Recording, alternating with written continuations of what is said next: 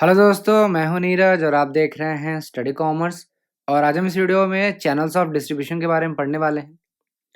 आप मुझे इंस्टाग्राम पे भी फॉलो कर सकते हैं। मेरी आईडी है नीरज पांडे ऑफिशियल।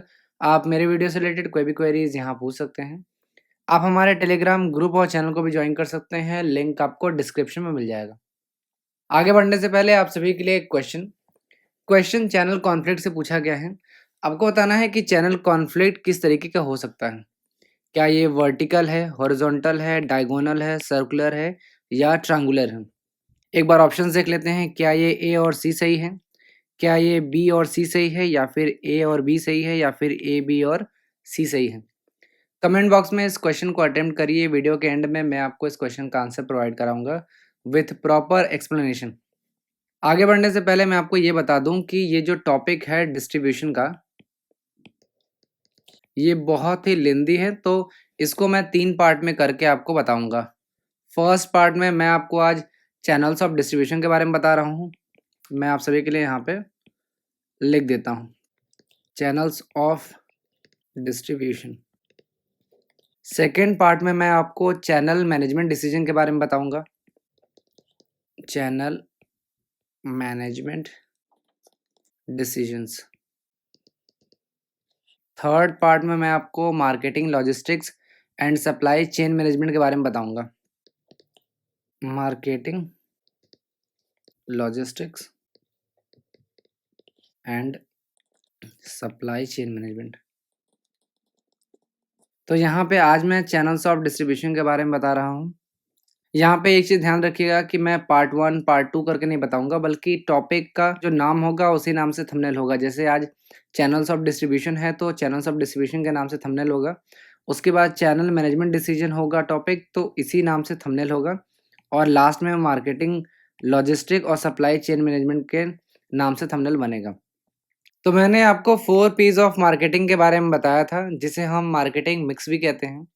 इसमें 4 पीस का मिक्सचर होता है, यानी कि फर्स्ट होता है प्रोडक्ट, सेकंड होता है प्राइस, थर्ड होता है प्लेस और फोर्थ होता है प्रमोशन। तो ये 4 चीज़ों का एक मिक्सचर होता है, जिसे हम मार्केटिंग मिक्स या फिर 4 पीस ऑफ मार्केटिंग के नाम से जानते हैं। प्रोडक्ट और प्राइस पे मैंने डिटेल्ड वीडियो बना लिया है, तो अगर आपने वो वीडियो नहीं देखा है तो आप आई बटन पे क्लिक करके देख सकते हैं, या डिस्क्रिप्शन में भी आपको उसका लिंक मिल जाएगा। अब बात करते हैं प्लेस की, जो आज का टॉपिक है। प्लेस को हम अलग अलग नामों से जानते हैं, जैसे फिजिकल डिस्ट्रीब्यूशन। ये नाम आप नोट करते जाइएगा, क्योंकि हो सकता है कि मैं अलग अलग शब्दों का इस्तेमाल करूं प्लेस के लिए। तो फिजिकल डिस्ट्रीब्यूशन कहते हैं, चैनल्स ऑफ डिस्ट्रीब्यूशन कहते हैं, डिस्ट्रीब्यूशन चैनल कहते हैं, या फिर एक और फेमस नाम है इसका, मार्केटिंग चैनल, मार्केटिंग चैनल्स। तो सबसे पहले मार्केटिंग चैनल क्या है ये आप समझ लीजिए। जैसे एक तरफ क्या है, मैन्युफैक्चरर है या प्रोड्यूसर है, ये कोई गुड्स या सर्विस क्रिएट करता है। और इस तरफ क्या है, कस्टमर है, कस्टमर्स। अब मैन्युफैक्चरर को अपने गुड्स या सर्विसेज को कस्टमर को देना है। तो अगर ये किसी लिंक का इस्तेमाल करता है, अगर किसी मीडियम का इस्तेमाल करता है, जिसे हम इंटरमीडियरीज कहते हैं, इंटरमीडियरीज। अगर किसी मीडियम या चैनल का इस्तेमाल करता है तो उसे हम मार्केटिंग चैनल कहते हैं। फॉर एग्जांपल आपने देखा होगा कि जो कार मैन्युफैक्चरिंग जो कंपनियां हैं वो कार बनाती हैं और कोई ना कोई शोरूम का इस्तेमाल करती हैं, कोई ना कोई एजेंट का इस्तेमाल करती हैं, या फिर आप बोल सकते हैं कि डीलर्स का इस्तेमाल करते हैं। उसके थ्रू ही आप कार को परचेस करते हो। तो प्लेस को हम फिजिकल डिस्ट्रीब्यूशन, डिस्ट्रीब्यूशन चैनल्स या चैनल्स ऑफ डिस्ट्रीब्यूशन या मार्केटिंग चैनल्स के नाम से भी हम जानते हैं। ये मैन्युफैक्चरर और कस्टमर के बीच में एक लिंक का काम करती हैं, एक चैनल का काम करती हैं, जिसे हम इंटरमीडियरीज भी कहते हैं। अब इंटरमीडियरीज में कई लोग आ जाते हैं, जैसे आपके डिस्ट्रीब्यूटर, जो डिस्ट्रीब्यूटर्स हैं वो आ जाते हैं, डीलर्स, डीलर्स आ गए, होलसेलर्स आ गए, ये चीज़ें आपको नोट करनी है। रिटेलर्स आ गए। इसके बाद कंपनी की खुद की जो सेल फोर्स होती है, तो इन सभी को हम इंटरमीडियरीज कहेंगे। अब यहाँ पे आपको ये पता होना चाहिए कि जो मार्केटिंग चैनल है वो किस तरीके की यूटिलिटी प्रोवाइड करती है। तो ये 2 तरीके की यूटिलिटी प्रोवाइड करती है। फर्स्ट होता है प्लेस यूटिलिटी। प्लेस यूटिलिटी का क्या मतलब है कि आपको प्रोडक्ट जो है, प्रोडक्ट या सर्विस कुछ भी हो सकता है, राइट प्लेस पे मिलता है। जैसे कई बार आपने एक्टर और एक्ट्रेस को कहते हुए सुना होगा कि आप हमारी मूवीज़ को अपने नज़दीकी सिनेमाघरों में देख सकते हैं। इसका मतलब क्या है कि आप जहाँ भी रहते हो, आपके नज़दीक में जो सबसे पास में जो भी नियरेस्ट जो मॉल होगा या थिएटर होगा, वहाँ जाके आप मूवीज़ को देख सकते हैं। तो प्लेस यूटिलिटी यही बताता है कि आपको राइट प्लेस में प्रोडक्ट और सर्विसेज प्रोवाइड की जाएँगी। दूसरा जो यूटिलिटी है वो है टाइम। जो मार्केटिंग चैनल है वो आपको टाइम यूटिलिटी प्रोवाइड करता है। टाइम यूटिलिटी का क्या मतलब है कि आपको ऑन टाइम जब भी आपको प्रोडक्ट और सर्विस चाहिए, तब आपको ऑन टाइम वो चीज़ें मिलेंगी। तो उम्मीद है कि ये बेसिक चीज़ें अभी तक आपको क्लियर हो गई होगी। अब आगे बढ़ते हैं। चैनल्स ऑफ डिस्ट्रीब्यूशन को डिटेल में समझने से पहले आपको सप्लाई चेन के बारे में बेसिक जानना होगा। देखिए, सप्लाई चेन को हम डिमांड चेन के नाम से भी जानते हैं, डिमांड चेन्स। तो सप्लाई चेन 2 तरीके की हो सकती है, इसमें जो पार्टनर्स होते हैं 2 तरीके के हो सकते हैं। फर्स्ट होता है अपस्ट्रीम पार्टनर्स, दूसरे होते हैं डाउनस्ट्रीम पार्टनर्स। अपस्ट्रीम पार्टनर्स का क्या मतलब है कि जो नीचे से ऊपर की तरफ जाता हो, और डाउनस्ट्रीम का क्या मतलब है जो ऊपर से नीचे की तरफ जाता हो। अपस्ट्रीम में वो सारे पार्टनर्स आएँगे जो कि किसी प्रोडक्ट को बनाने के लिए या फिर सर्विस को क्रिएट करने के लिए कुछ चीज़ों को सप्लाई करें। जैसे रॉ मटेरियल, किसी प्रोडक्ट को बनाने के लिए रॉ मटेरियल सप्लाई करना होगा। कुछ कंपोनेंट्स हो सकते हैं, कुछ पार्ट्स हो सकता है, कुछ इन्फॉर्मेशन हो सकता है, कुछ फाइनेंसेस की ज़रूरत हो सकती है, कुछ एक्सपर्टीज़ की ज़रूरत हो सकती है।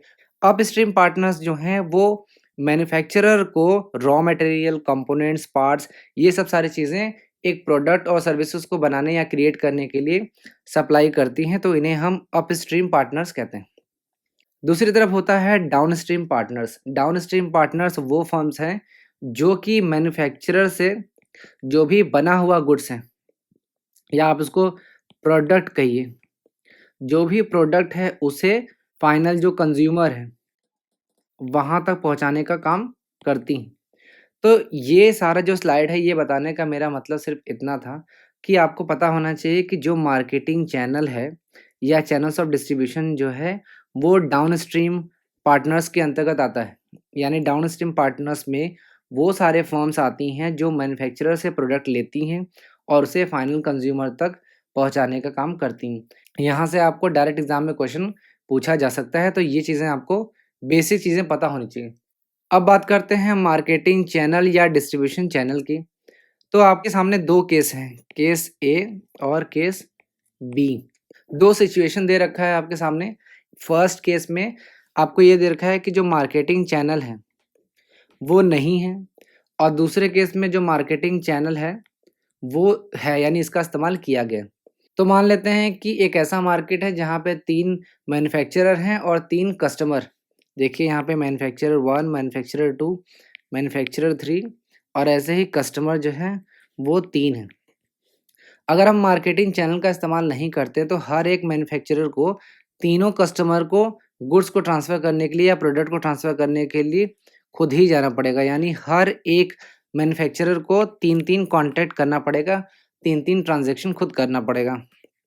तो इस तरीके से टोटल नंबर ऑफ जो कॉन्टैक्ट हो जाएगा वो हो जाएगा 9। अगर सपोज़ कर लेते हैं केस बी में हमने एक मार्केटिंग चैनल का इस्तेमाल कर लिया है। मैंने आपको बताया था कि मार्केटिंग चैनल में जो भी लोग होते हैं, जो भी इंडिपेंडेंट ऑर्गेनाइज़ेशन होते हैं, उनको हम इंटरमीडिएरीज़ कहते हैं, और ये अलग-अलग तरीके के हो सकते हैं। जैसे डिस्ट्रीब्यूटर हो गए, यहाँ पे देखिए डिस्ट्रीब्यूटर दिया गया है। डीलर्स हो गए, होलसेलर हो गए, रिटेलर्स हो गए, कंपनी के खुद के जो सेल फोर्सेस हैं, इनको भी हम इंटरमीडिएरीज़ में ही काउंट करते हैं। तो सिंपल लैंग्वेज में आप ये समझ लीजिए कि हमने एक चैनल का इस्तेमाल कर लिया है। तो यहाँ पे क्या होगा, हर एक मैन्युफैक्चरर को सिर्फ एक कॉन्टैक्ट करना पड़ेगा, यानी टोटल नंबर ऑफ कॉन्टैक्ट कितना हो जाएगा, 3। तो आप डिफरेंस देख सकते हो कि अगर हम मार्केटिंग चैनल का इस्तेमाल करें तो क्या इम्पैक्ट आएगा और ना करें तो क्या इम्पैक्ट आएगा। ये मैंने आपको पहले ही बता दिया है कि मैन्युफैक्चरर और कस्टमर्स के बीच में एक लिंक का काम करते हैं मार्केटिंग चैनल। अब आगे बढ़ते हैं। अब देखिए एक फॉर्मल डेफिनेशन यहाँ दे रखा है कि मार्केटिंग चैनल जो है वो एक इंटरडिपेंडेंट ऑर्गेनाइजेशन है। मार्केटिंग चैनल क्या है? इंटरडिपेंडेंट ऑर्गेनाइजेशन है। ऑर्गेनाइजेशन कैसे है? जैसे मैंने आपको बताया था कि ये जो इंटरमीडिएरीज होते हैं, एक खुद की एक ऑर्गेनाइजेशन, जैसे डिस्ट्रीब्यूटर है तो वो एक इंडिविजुअल ऑर्गेनाइजेशन है। डीलर्स है, होलसेलर है, रिटेलर्स है, ये सारे इंडिविजुअल ऑर्गेनाइजेशन।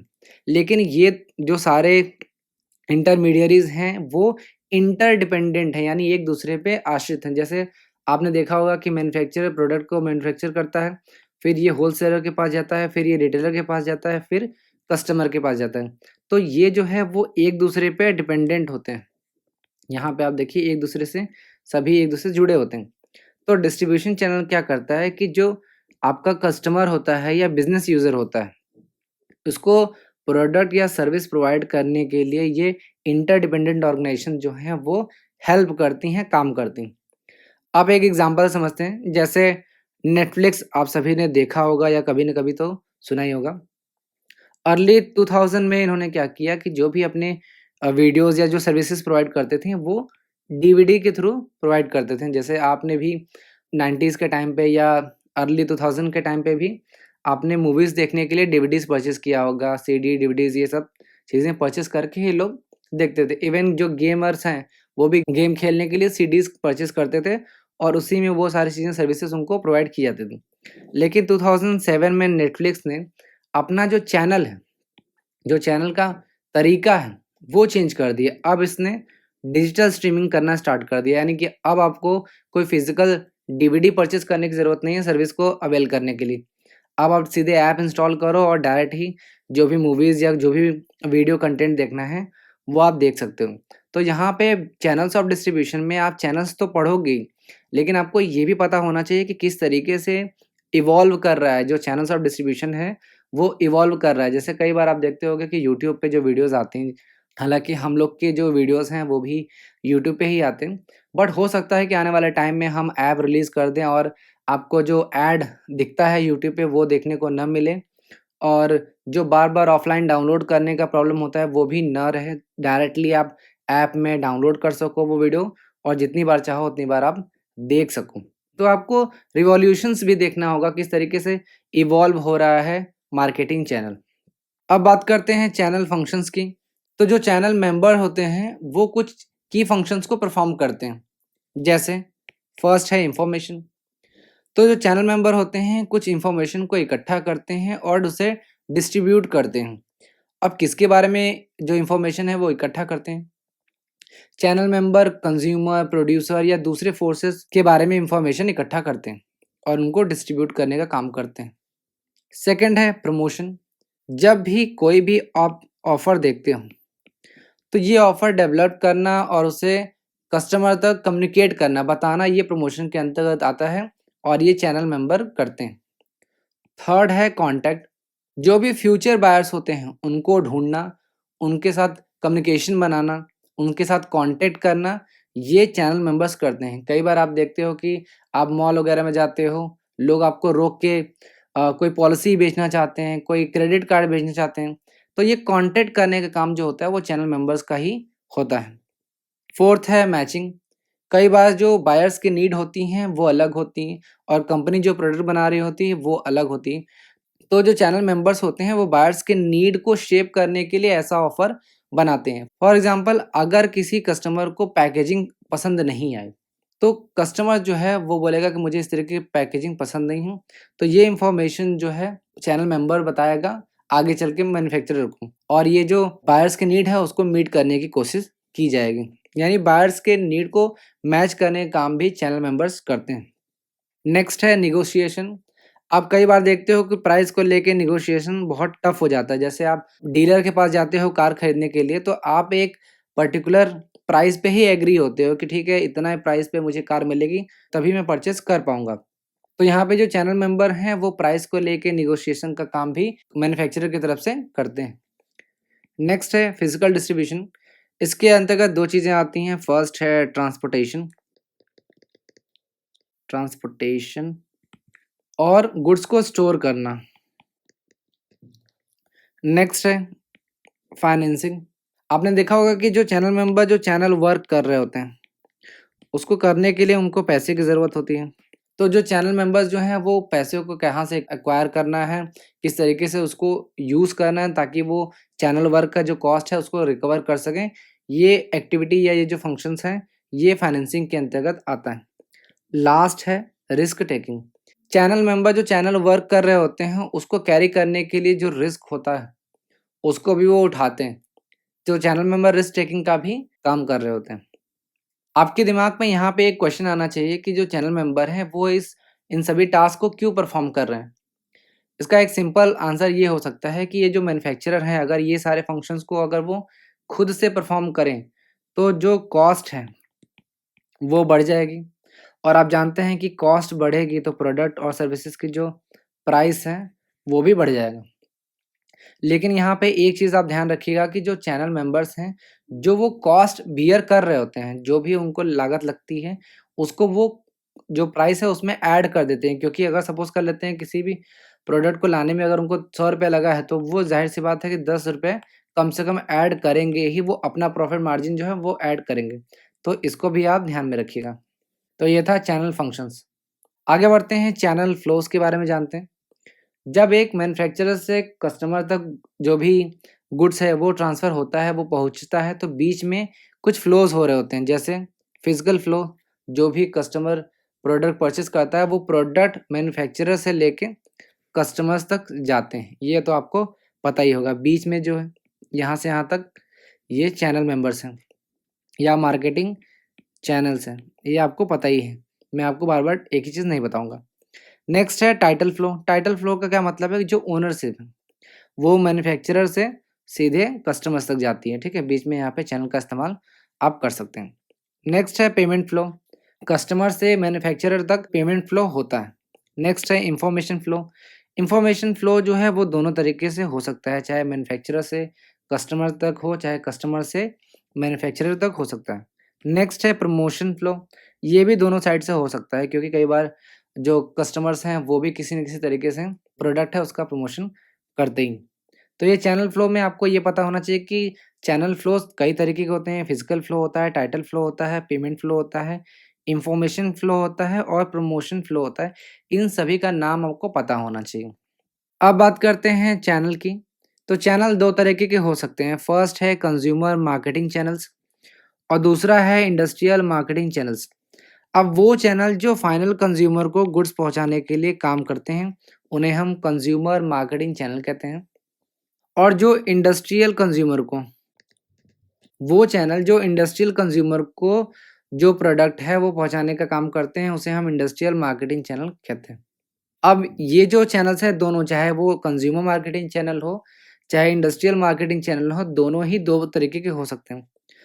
फर्स्ट होता है डायरेक्ट मार्केटिंग चैनल और दूसरा होता है indirect marketing channel. Direct marketing channel में कोई भी लिंक का इस्तेमाल नहीं किया जाता, यानी मैन्युफैक्चरर जो है वो डायरेक्टली कंज़्यूमर को प्रोडक्ट पहुँचा रहा होता है। इनडायरेक्ट में क्या होता है कि हम किसी चैनल का इस्तेमाल करते हैं। जैसे यहाँ पे देखिए कि फर्स्ट जो है वो डायरेक्ट चैनल का एग्ज़ाम्पल है। डायरेक्ट मार्केटिंग चैनल का एग्ज़ाम्पल ये है क्योंकि यहाँ पे मैन्युफैक्चरर जो है वो सीधे कंज़्यूमर को प्रोडक्ट पहुँचा रहा है, कोई भी इंटरमीडिएरीज़ यहाँ पे इन्वॉल्व नहीं। बाकी जो तीनों हैं यहाँ से यहाँ तक, ये क्या है? इनडायरेक्ट है। Indirect marketing channel. Indirect marketing channel में क्या होगा कि एक या एक से अधिक इंटरमीडिएरीज़ का इस्तेमाल हम करते हैं। आगे चल के मैं आपको बताऊँगा। इंडस्ट्रियल मार्केटिंग चैनल में क्या होता है कि जो इंडस्ट्रियल कस्टमर्स हैं, उनको गुड्स पहुँचाने का काम किया जाता है। ये भी 2 तरीके के हो सकते हैं। फर्स्ट होता है डायरेक्ट, दूसरा होता है इनडायरेक्ट। डायरेक्ट में क्या होता है, कोई भी मीडिएटर नहीं होता। इनडायरेक्ट में क्या है, मीडिएटर का इस्तेमाल किया जाता है, जैसे आप यहाँ देख सकते हैं। अब डिटेल में इसको जान लेते हैं। तो सबसे पहले चैनल लेवल्स जान लेते हैं। लेवल्स का मतलब है लेयर्स। कितने लेयर्स इंटरमीडिएट्स के हैं, इन्हें हम चैनल लेवल्स कहते हैं। जैसे यहाँ पे आप देखो, यहाँ पे 1 लेवल है, यहाँ पे 1 और 2 है, यहाँ पे 1, 2, 3 लेवल है। यहाँ पे आप देख सकते हैं लिखा भी है 1 लेवल, 2nd और 3rd लेवल। तो चैनल लेवल्स का क्या मतलब है कि लेयर ऑफ इंटरमीडिएरीज, कितना लेयर आपने इंटरमीडिएट्स का लगाया है। तो चैनल लेवल्स 2 तरीके के हो सकते हैं। फर्स्ट है डायरेक्ट मार्केटिंग चैनल, सेकंड है इनडायरेक्ट मार्केटिंग चैनल। एक-एक करके देखते हैं। फर्स्ट है direct marketing channel. Direct marketing channel में कोई भी इंटरमीडिएरीज़ नहीं है। जैसे यहाँ पे देखो मैन्युफैक्चरर और कंज्यूमर ये सिर्फ 2 हैं। ये तो हर में रहेंगे, चाहे कोई भी मार्केटिंग चैनल हो उसमें मैन्युफैक्चरर और कस्टमर्स तो होंगे ही, कंज्यूमर होंगे ही। इसे हम ज़ीरो लेवल चैनल भी कहते हैं। डायरेक्ट मार्केटिंग में ध्यान रखिएगा कि कोई भी इंटरमीडिएरी इन्वॉल्व नहीं होता है। मैन्युफैक्चरर डायरेक्ट कंज्यूमर को प्रोडक्ट डिलीवर करता है और इसे हम ज़ीरो लेवल चैनल भी कहते हैं। अब बात करते हैं इनडायरेक्ट मार्केटिंग चैनल की। इसमें एक या एक से अधिक इंटरमीडिएरी इन्वॉल्व होंगे। इसे हम इनडायरेक्ट मार्केटिंग चैनल कहते हैं। जैसे आप यहाँ पे देखो मैन्युफैक्चरर और कंज्यूमर ये सभी में हैं, ये कॉमन होंगे क्योंकि इन्हीं के बीच में तो ट्रांज़ैक्शन हो रहा है। अब जो इंटरमीडिएरीज़ हैं वो एक या एक से अधिक हो सकते हैं। जैसे फर्स्ट में आप देखो रिटेलर, यहाँ पे आप देखो होलसेलर है, रिटेलर है। यहाँ पे आप देखो होलसेलर है, जॉबर है और रिटेलर। तो जितने ज़्यादा इंटरमीडिएरीज़ होंगे उनको उन्हीं के नाम से लेवल्स बनाया दिया जाता है। जैसे यहाँ पे एक आपका इंटरमीडिएरीज़ है तो इसे हम 1 लेवल इनडायरेक्ट मार्केटिंग चैनल कहेंगे। यहाँ पे 2 हैं तो यहाँ पे 2 लेवल हो जाएगा और यहाँ पे 3 लेवल्स हैं तो उन्हें हम 3 लेवल्स कहेंगे। आप होलसेलर और रिटेलर के बारे में जानते ही हो, जॉबर के बारे में नहीं जानते होगे। जॉबर क्या होता है? ये स्मॉल होलसेलर होता है। यानी होते तो ये होलसेलर ही हैं, बट इनके पास स्टॉक जो है वो होलसेलर से कम होता है। ये आपको बेसिक चीज़ें पता होनी चाहिए। तो मैंने आपको डायरेक्ट और इनडायरेक्ट मार्केटिंग चैनल के बारे में यहाँ पे बता दिया। अब यहाँ पे देखिए कंज्यूमर मार्केटिंग चैनल को एक बार आप देख लीजिए। यहाँ पे कोई भी इंटरमीडिएट्स नहीं होगा, इसे हम ज़ीरो लेवल कहेंगे और जितने इंटरमीडिएट्स होंगे उनको उन्हीं के नाम पे कहेंगे। जैसे एक इंटरमीडिएरी है तो उसे 1 लेवल मार्केटिंग चैनल कहेंगे, 2 इंटरमीडिएरी है तो 2 लेवल हो जाएगा और 3 है तो 3 हो जाएगा। यहाँ पे एक चीज़ आपको पता होना चाहिए कि अगर हम प्रोड्यूसर के या फिर मैन्युफैक्चरर के पॉइंट ऑफ व्यू से देखें, तो जितना ज़्यादा लेवल होगा यानी जितना अधिक लेवल्स का इस्तेमाल एक मैन्युफैक्चरर या प्रोड्यूसर करेगा, उतना ही कम उसके ऊपर कंट्रोल होगा अपने इंटरमीडिएरीज़ पे और उतना ही कॉम्प्लेक्स होता जाएगा ये मार्केटिंग चैनल, यानी उसको मैनेज करना काफ़ी टफ हो जाएगा। अब इसी से एक टॉपिक निकल के आया है चैनल कॉन्फ्लिक्ट। अब जानते हैं कि चैनल कॉन्फ्लिक्ट का क्या मतलब है। देखिए जब चैनल मेंबर्स के बीच में किसी चीज़ को लेके डिसएग्रीमेंट हो जाए, तो उसे हम चैनल कॉन्फ्लिक्ट कहेंगे। सपोज़ कर लेते हैं गोल्स को लेके या रोल्स को लेके या किसी रिवॉर्ड को लेके डिसएग्रीमेंट हो गया अमंग मार्केटिंग चैनल मेंबर्स, तो इसे हम चैनल कॉन्फ्लिक्ट कहेंगे। अब ये जो चैनल कॉन्फ्लिक्ट हैं, ये 3 तरीके के हो सकते हैं। फर्स्ट है हॉरिजॉन्टल चैनल कॉन्फ्लिक्ट, सेकंड होता है वर्टिकल चैनल कॉन्फ्लिक्ट और थर्ड होता है मल्टी चैनल कॉन्फ्लिक्ट। एक-एक करके देखते हैं। फर्स्ट बात करते हैं हॉरिजॉन्टल चैनल कॉन्फ्लिक्ट। जैसे ए और बी के बीच में कॉन्फ्लिक्ट हुआ, तो इसे हम हॉरिजॉन्टल चैनल कॉन्फ्लिक्ट कहेंगे। आप ये जान लीजिए कि जो चैनल मेंबर्स हैं वो सेम लेवल पे होने चाहिए। यानी कि हॉरिजॉन्टल चैनल कॉन्फ्लिक्ट तब होता है जब चैनल मेंबर्स सेम लेवल पे हों। जैसे यहाँ पे एग्ज़ाम्पल दिया गया है कि पिज़्ज़ा इन, जैसे आप डोमिनोज़ वगैरह से पिज़्ज़ा खाते हो उसी तरीके से एक और पिज़्ज़ा बेचने वाली कंपनी है पिज़्ज़ा इन। तो इसकी फ्रैंचाइज़ी सपोज़ कर लेते हैं फ्रैंचाइज़ी 1 और फ्रैंचाइज़ी 2, दोनों ही पिज़्ज़ा इन की फ्रैंचाइज़ीज़ हैं। इन्होंने आपस में कॉन्फ्लिक्ट हो गया तो इसे हम हॉरिजॉन्टल चैनल कॉन्फ्लिक्ट कहेंगे।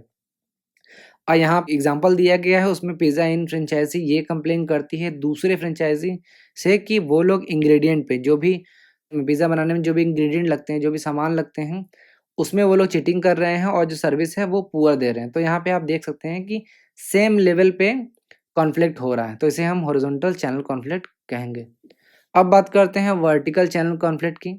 जब ए और बी के बीच में वर्टिकली कॉन्फ्लिक्ट हो रहा हो, यानी कि डिफरेंट लेवल जो चैनल मेंबर्स हैं वो डिफरेंट लेवल्स पे हों। जैसे मान लेते हैं केएफसी कंपनी, कंपनी के ओनर हैं और यहाँ पे केएफसी का एक फ्रेंचाइज़ है। तो अगर कंपनी और केएफसी के जो फ्रेंचाइज़ीज़ हैं, उनके बीच में अगर कोई कॉन्फ्लिक्ट होगा, तो इसे हम वर्टिकल चैनल कॉन्फ्लिक्ट कहेंगे। तो आप देख रहे हो कि कंपनी और केएफसी के जो फ्रेंचाइज़ीज़ हैं, उनके बीच में किसी चीज़ को लेके डिसएग्रीमेंट हो रहा है, तो इसे हम वर्टिकल चैनल कॉन्फ्लिक्ट कहेंगे। अब बात करते हैं मल्टी चैनल कॉन्फ्लिक्ट की। मल्टी चैनल कॉन्फ्लिक्ट तब होता है जब एक मैन्युफैक्चरर 2 या 2 से अधिक मार्केटिंग चैनल का इस्तेमाल करता है।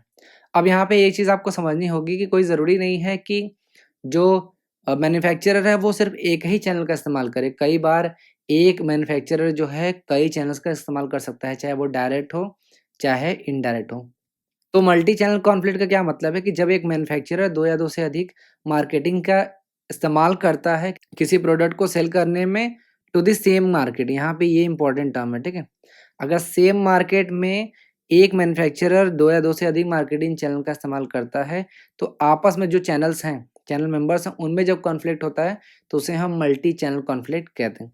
फॉर एग्ज़ाम्पल गुडईयर, ये एक अमेरिका की कंपनी है जो कि टायर बनाती है। इसने क्या किया कि 3 अलग-अलग चैनल्स का इस्तेमाल किया अपने टायर्स को बेचने के लिए। फर्स्ट है सीयर्स। सीयर्स क्या है? एक डिपार्टमेंटल स्टोर है यूएस में। दूसरा वॉलमार्ट, आप सभी जानते होंगे कि ये एक मल्टीनेशनल रिटेल कॉर्पोरेशन है। नेक्स्ट है डिस्काउंट टायर। डिस्काउंट टायर क्या है? बेसिकली एक टायर और व्हील की रिटेलर्स है और ये आपको पता होना चाहिए कि जो डिस्काउंट टायर है वो लार्जेस्ट इंडिपेंडेंट टायर और wheel retailer in the world है। तो ये जो गुडईयर्स है, जो टायर बनाने वाली कंपनी है, उसने 3 अलग-अलग चैनल्स का इस्तेमाल किया और जब तीनों चैनल्स के बीच में जब कॉन्फ्लिक्ट होगा तो इसे ही हम मल्टी चैनल कॉन्फ्लिक्ट कहेंगे। अब बात करते हैं कॉजेज़ ऑफ चैनल कॉन्फ्लिक्ट की कि क्या कारण हो सकते हैं चैनल कॉन्फ्लिक्ट के। फर्स्ट है गोल इनकम्पैटिबिलिटी, यानी जो मैन्युफैक्चरर का गोल है और डीलर का जो गोल है वो डिफरेंट हो, जब गोल कंपैटिबल ना हो। जैसे मैन्युफैक्चरर क्या चाहते हैं कि वो मार्केट में जल्दी से जल्दी एंटर कर सकें, मैक्सिमम उनका शेयर होना चाहिए और वो ये चाहते हैं कि जो हमारा प्रोडक्ट है वो लो प्राइस पे बिके। लेकिन जो डीलर हैं वो ये चाहते हैं कि उनको हाई मार्जिन मिले, ज़्यादा प्रॉफिट मिले। तो यहाँ पे आप देख सकते हो कि दोनों का जो गोल है वो अलग-अलग है। मैन्युफैक्चरर क्या चाहते हैं कि मार्केट में एंटर करना चाहते हैं, लो प्राइस पे प्रोडक्ट को बेचना चाहते हैं। जबकि डीलर जो हैं वो ये चाहते हैं कि ज़्यादा प्रॉफ़िट अर्न हो। तो गोल इनकम्पैटिबिलिटी भी होती है तभी चैनल कॉन्फ्लिक्ट हो सकता है। नेक्स्ट है अनक्लियर रोल्स एंड राइट्स। जब रोल्स क्लियर ना हो, जो राइट्स हैं वो क्लियर ना हो तो कॉन्फ्लिक्ट हो सकता है। नेक्स्ट है डिफरेंसेस इन परसेप्शंस। अब डिफरेंट परसेप्शन होगा तो ज़ाहिर-सी बात है कॉन्फ्लिक्ट होगा ही। जैसे जो मैन्युफैक्चरर हैं वो ऑप्टिमिस्टिक हैं, यानी आशावादी हैं और वो ये बोलते हैं डीलर्स को कि आप ज़्यादा से ज़्यादा इन्वेंट्री को कैरी करो, ज़्यादा से ज़्यादा अपने पास स्टॉक रखो। जबकि जो डीलर्स हैं वो क्या हैं? पेसिमिस्टिक हैं, यानी वो निराशावादी हैं, वो फ्यूचर को बहुत अच्छा नहीं देखते हैं, तो वो ये कहते हैं कि हम ज़्यादा स्टॉक्स नहीं रखेंगे। तो अगर परसेप्शन में भी डिफरेंसेस हैं, तो भी कॉन्फ्लिक्ट होने के चांसेस हैं। और लास्ट है इंटरमीडिएरीज़ डिपेंडेंस ऑन मैन्युफैक्चरर। जब एक जो चैनल मेंबर है वो मैन्युफैक्चरर पे ज़्यादा डिपेंडेंट हो जाता है, उसकी डिपेंडेंसी बढ़ जाती है, तो कॉन्फ्लिक्ट होने के चांसेस हैं। फॉर एग्ज़ाम्पल जो मैन्युफैक्चरर है वो ज़ाहिर-सी बात है प्रोडक्ट और प्राइसिंग डिसीजन लेगा ही लेगा। तो जब कोई भी प्राइसिंग में कोई डिफरेंस करता है तो उससे जो डीलर्स होते हैं या जो मार्केटिंग चैनल मेंबर्स होते हैं, वो अफ़ेक्ट होते हैं। तो यहाँ पे हाई चांस होता है कॉन्फ्लिक्ट का होने का। तो ये था कॉजेज़ ऑफ चैनल कॉन्फ्लिक्ट। तो अभी तक मैंने आपको डिस्ट्रीब्यूशन चैनल का ओवरव्यू दिया, सप्लाई चेन के बारे में बताया, डिस्ट्रीब्यूशन चैनल के बारे में बताया, चैनल फंक्शंस के बारे में बताया, चैनल फ्लोज़ के बारे में बताया, टाइप्स ऑफ चैनल के बारे में बताया जिसमें मैंने consumer market channel, industrial marketing channels के बारे में आपको बताया, चैनल्स लेवल्स के बारे में बताया जिसमें मैंने आपको डायरेक्ट मार्केटिंग चैनल लेवल्स बताया, इनडायरेक्ट मार्केटिंग चैनल्स के बारे में बताया। फिर मैंने आपको चैनल कॉन्फ्लिक्ट के बारे में बताया, फिर उसके कॉजेज़ के बारे में बताया। तो ये एक बेसिक चीज़ें हैं आगे बढ़ने के लिए। अगर आप ये वीडियो को अच्छे तरीके से नहीं देखते हो, तब आप आगे नहीं पढ़ सकते या आपको समझने में प्रॉब्लम होगी। अब आइए क्वेश्चन पे आते हैं। वीडियो के स्टार्टिंग में मैंने आपसे पूछा था कि चैनल कॉन्फ्लिक्ट किस तरीके का हो सकता है। मैंने आपको बताया वर्टिकल, तो वर्टिकल होता है जब ए और बी के बीच में, यानी 2 डिफरेंट लेवल हैं। यहाँ पे आपको पता होना चाहिए कि जो लेवल्स हैं वो डिफरेंट हैं। डिफरेंट लेवल्स के बीच में जब कॉन्फ्लिक्ट होगा तो उसे हम वर्टिकल कॉन्फ्लिक्ट कहते हैं। नेक्स्ट है हॉरिजॉन्टल। हॉरिजॉन्टल भी होता है, जैसे मैंने आपको बताया कि जब सेम लेवल पे कॉन्फ्लिक्ट हो रहा हो तो उसे हम हॉरिजॉन्टल कॉन्फ्लिक्ट कहते हैं। डायगोनल, सर्कुलर या ट्रायंगुलर कॉन्फ्लिक्ट नहीं होता है। तो ए और बी जो है वो करेक्ट हो जाएगा, यानी इस क्वेश्चन का जो करेक्ट आंसर हो जाएगा सी। तो ये था चैनल्स ऑफ डिस्ट्रीब्यूशन। उम्मीद है आपको पसंद आया होगा। Thank you. तो ये था वीडियो। अगर आपको अभी भी कोई डाउट है तो आप इस दिए गए नंबर पे हमें व्हाट्सएप कर सकते हैं। मैं पर्सनली आपको कोशिश करूँगा कि आपके सारे डाउट को रिज़ॉल्व कर सकूँ।